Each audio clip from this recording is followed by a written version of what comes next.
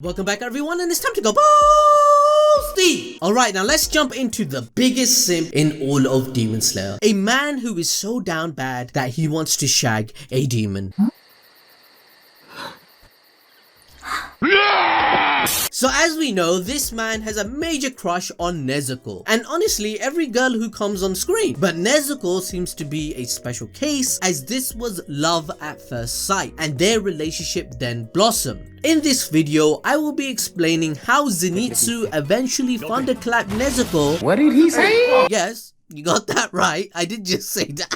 That just sounds wrong. But right, getting back to the point. But I'm going to explain every sign in the Demon Slayer manga overall of how this relationship developed and gained even more depth through their experiences fighting demons in the series. Now we all know there are different levels of being down bad. There is Sakura's simping for Sasuke, who literally was gonna murder her. There is my simping for Yabi the goat. What do you guys think about Yami?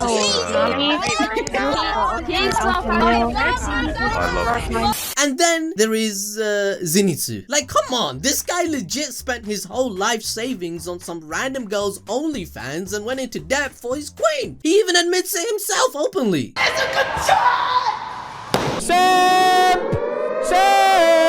But that's not even the biggest violation Zenitsu has done in the show. We see him running around asking every cute girl to marry him, even if he gets embarrassed or scammed every time. My guy is literally Brock from Pokemon. Weirdly enough, this was a blessing in disguise, however, because Zenitsu apparently became a demon slayer due to a woman putting him into huge debt. His senpai paid off the debt, but he then had to train with him. Must I remind you guys how down bad you gotta be to go bankrupt at only 15 years old from OnlyFans? This is a very important lesson to you guys. Don't ever do it. Imagine you were a parent and you look at your bank statement and you wonder, oh my god, I'm minus $10,000. What has Anthony done? And Anthony spent $10,000 on OnlyFans. You get disowned. You be killed.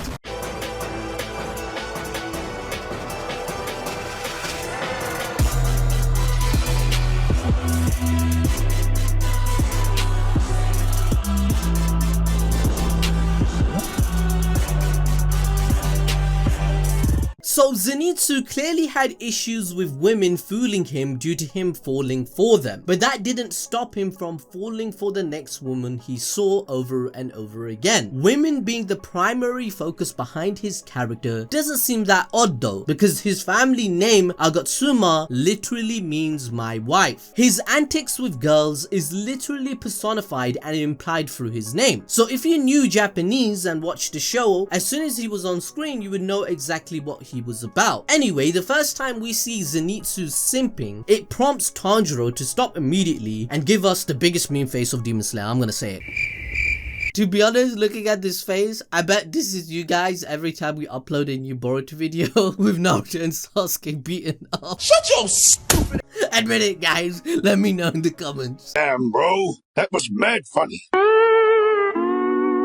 The encounter between Zenitsu and Tanjiro can be seen as fate, as it would lead to Zenitsu eventually meeting his new love Nezuko. Later in the story, they encounter two young kids in a forest by a mansion, who explain that their brother was kidnapped by a monster. This activates Tanjiro's main protagonist's powers, and he leaves Zenitsu with Nezuko in her box. The fact that Tanjiro trusted Zenitsu with such a responsibility proves that he is truly kind at heart, as Tanjiro does have the ability to smell emotions, as he did this with Shinobu being angry behind her sweet exterior whilst explaining her sister's dream. Tanjiro can detect if you are a good person or not. So once Tanjiro had finished his responsibilities in the mansion, he comes back to find Zenitsu bloodied up as he defends the box that Nezuko is in, and this is from, of course, Inosuke's brutal attacks. Judging from Zenitsu's character, you wouldn't expect a weak-minded simp be able able to defend someone like a knight, right? And remember, at this point of time, Zenitsu didn't even know Nezuko was inside the box, or if it was even a girl. He did it out of his good heart and courage. The only information Zenitsu knew was that the box contained a demon, as he has a supernatural sense of hearing. He also could tell from Tanjiro's heartbeat that he was gentle and kind. You could say this was Zenitsu's first moment protecting Nezuko from danger, already making him reliable based on his loyalties to Tanjiro. Overall, it's one of Zenitsu's greatest attributes, his kind-hearted honesty. Keep in mind, it's against the rules of demon slayers to work with demons, but because he trusted Tanjiro and has compassion, he puts his body on the line for a guy he didn't know or understand because it's what he felt was right. And of course, this is what women find attractive in men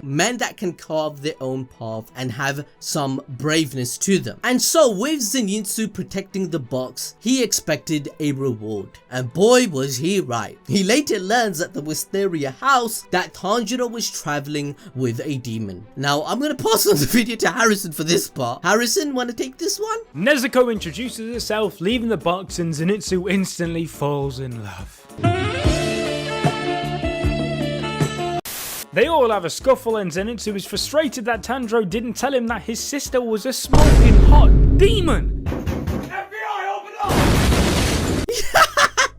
Now with Harrison in prison, let's continue. Zenitsu instantly becomes head over heels for Nezuko, but he gets pissed because he assumed Nezuko was a girl Tanjiro was traveling with, just because she was cute. I mean, that's legit what Zenitsu was trying to do, but that's besides the point. And to add insult to injury, he even accused Tanjiro of being a demon slayer to pick up women. Of course, this gets clarified when Tanjiro explains that Nezuko is his sister and gives Zenitsu hope that he could someday start a family with a demon. Now you may be surprised, but Zenitsu and Nezuko thematically make sense in the storytelling to end up together, as the two of them were powerless in their efforts to defend their loved ones, and it ultimately resulted in them losing their family. Nezuko quite literally, as she turned into a demon, and Zenitsu, who became so drowned in self-pity it would affect his confidence and even resulted in him getting what is known as panic disorder, which causes you to pass out or sleep whenever your fear level reaches a limit, and this is a method of defense. Zenitsu actually grew up without his parents around, and so the closest he came to having a family was with the former Thunder Hashira, Jigoro, and his other pupil Kaigaku that he saw as a brother. Zenitsu respected him not only as a friend but as a fellow student. Zenitsu was impressed by his skill and ability and therefore dreamt of fighting alongside him as an equal one day. However, due to what he believed to be his own inadequacy, Zenitsu lost Kaigaku as he chose to become a demon in search of more power. Not only did he lose his only friend, he also lost his sensei as a result, who even he refers to as Gramps. As soon as his sensei learned about his student becoming a demon, Jigoro committed seppuku, and Zenitsu placed the blame of this on his own shoulders. And this is why it makes the most sense for Zenitsu and Nezuko to be together, because Zenitsu couldn't stop one friend becoming a demon. He wants to make sure he can at least save the woman he loves and help her become human again by showing her the love and affection she desires even as a demon. Over the course of the series, there were many signs that built up the love between Zenitsu and Nezuko. Whether it be small or big, all of them contributed to their relationship forming by the end of them getting married. For example, in chapter 29, Zenitsu chases after Tanjiro into the forest on Mount Nagatomo despite them being too scared to go into originally. Once he realizes Tanjiro took Nezuko into battle with him, he sprints in alone to save his queen despite his panic disorder. Even though Nezuko is a demon and durable, Zenitsu still feels obligated to protect her. Think about it, he's already following the role of a future husband, making sure he protects his woman woman at every chance he gets. This ends in failure though, as he gets bitten by a venomous demon spider, causing him to pass out, but that's besides the point. It's the effort that counts. So whilst he's being poisoned, in order to keep himself in high spirits, Zenitsu tells himself that if he wakes up resting on Nezuko's knees, he will try even harder. He then passes out and thinks back to the days where Kaigaku would berate him. These thoughts drift into him thinking about his goals to find love and protect the person he cares about, picturing Nezuko whilst he does this. Like, imagine you're on the verge of death, you're slowly dying by poison, but the only person you're thinking about is someone that you have never confessed your feelings to, yet alone even heard them speak or acknowledge you. But I guess this goes to show how deeply in love Zenitsu actually was, and that Nezuko becomes a goal, a will, and a fascination he wanted to succeed to literally keep on living. So moving on to chapter 51, Zenitsu is cuddled up next to Nezuko's box, and he's telling her about his day after training, bragging about his accomplishments and how Tanjiro is such a good brother. Nezuko scratches on her box in response, and Zenitsu blushes, saying,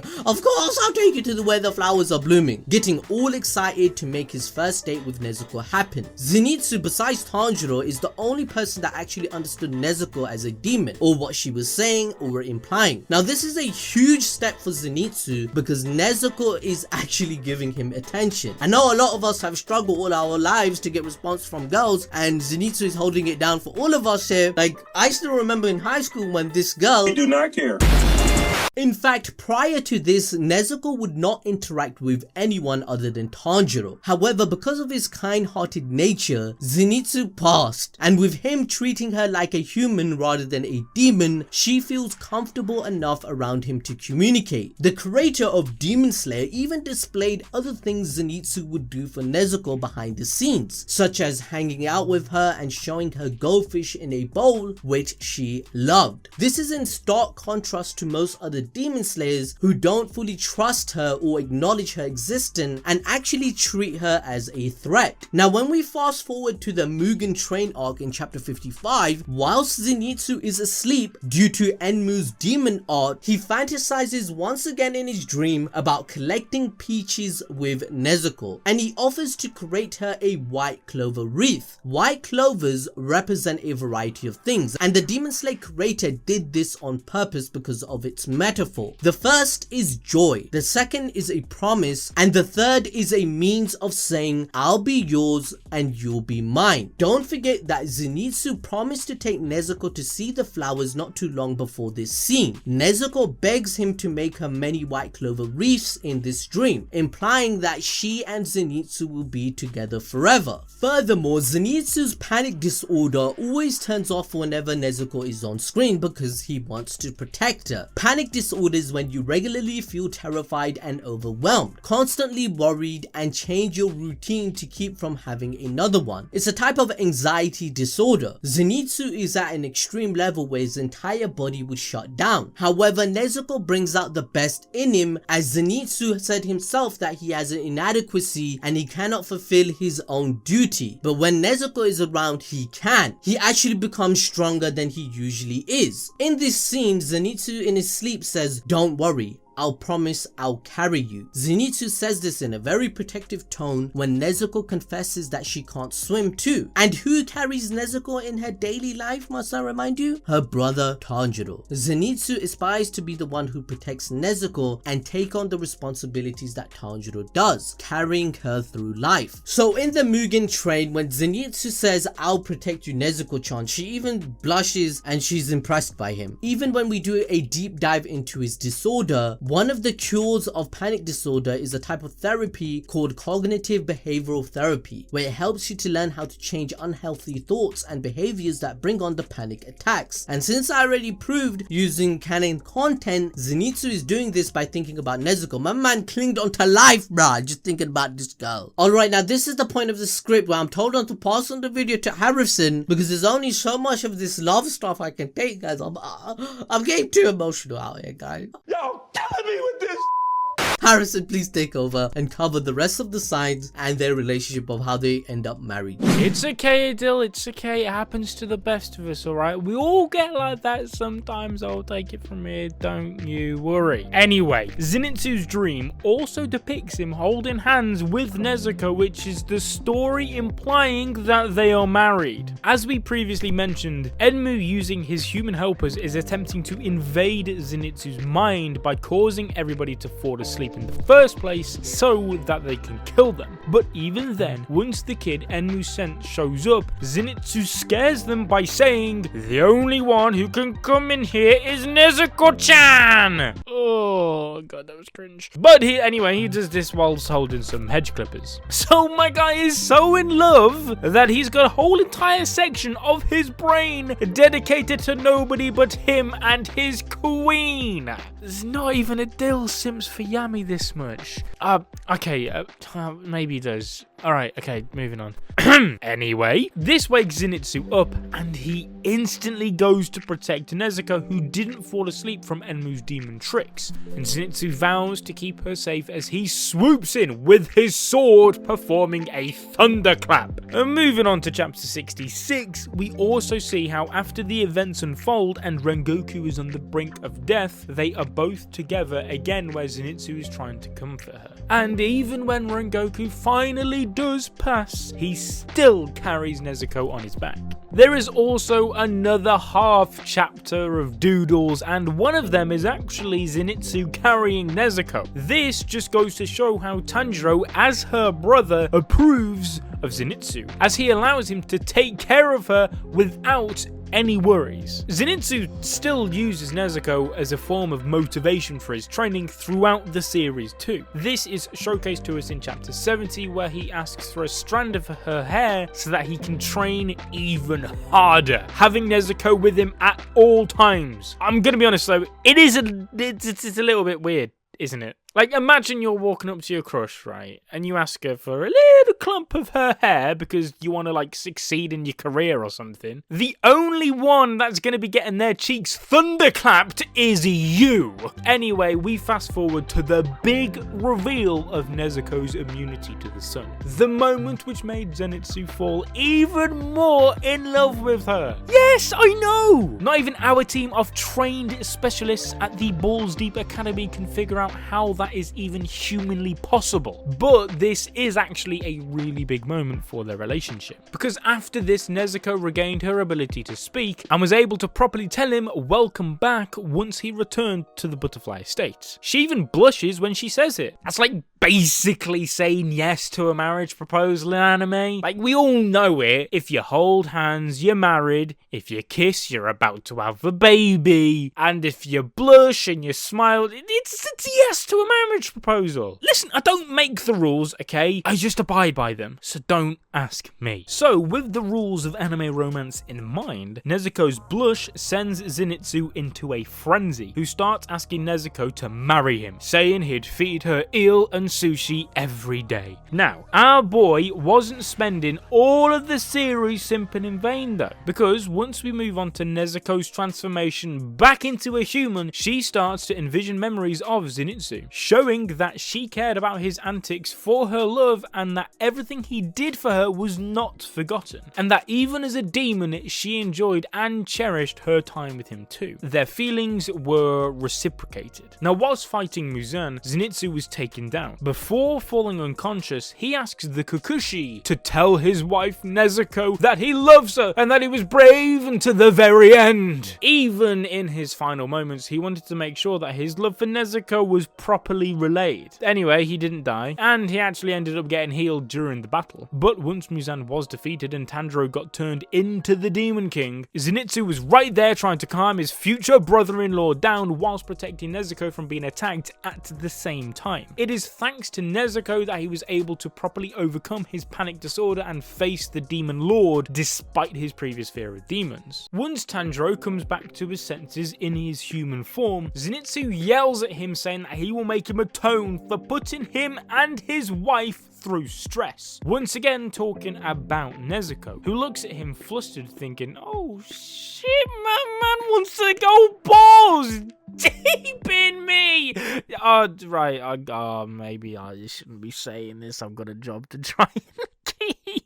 Oh God, please leave a like, just so they think I'm doing a good job, please. Anyway, after the events of the final battle, Zenitsu and Inosuke went to live in the Kamado house with the siblings, and it is clearly shown that Zenitsu and Nezuko got along happily. Years later, we get a look at the descendants of the Demon Slayer caste, and it is confirmed that Nezuko and Zenitsu got married and had children, with 2 great-grandchildren confirmed, Toko Agatsuma and Yoshiteru Agatsuma. Toko is the spitting image of Nezuko, often enraged with her brother, frequently berating him for his antics and for not studying. She's even been known to physically assault Yoshiteru, such as kicking him in the back or tugging on his ear. However, she loses her hostile temperament when she is around Kanata Kamado, Tanjiro and Kanao's great-grandchild, and instead becomes joyful, especially if Kanata compliments her. She also doesn't believe in the journal Zenitsu left behind regarding his journey fighting against the demons. On the other hand though, we have Yoshiteru, who just looks like Zenitsu but with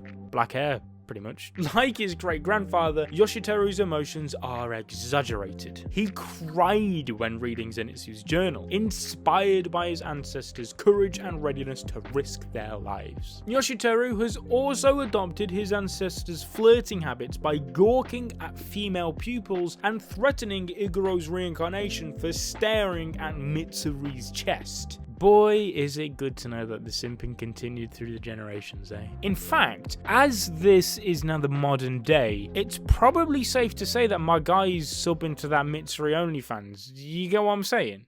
Don't lie though, you would too. Despite his simping though, Yoshiteru is submissive to his sister as he fears her, calling her loud and rude. And so with that, we've now covered the entire love story regarding Zenitsu and Nezuko, along with why exactly the two were destined to be together, including their descendants, and how Zenitsu and Nezuko helped mold the future generations. And so with that, bye bye.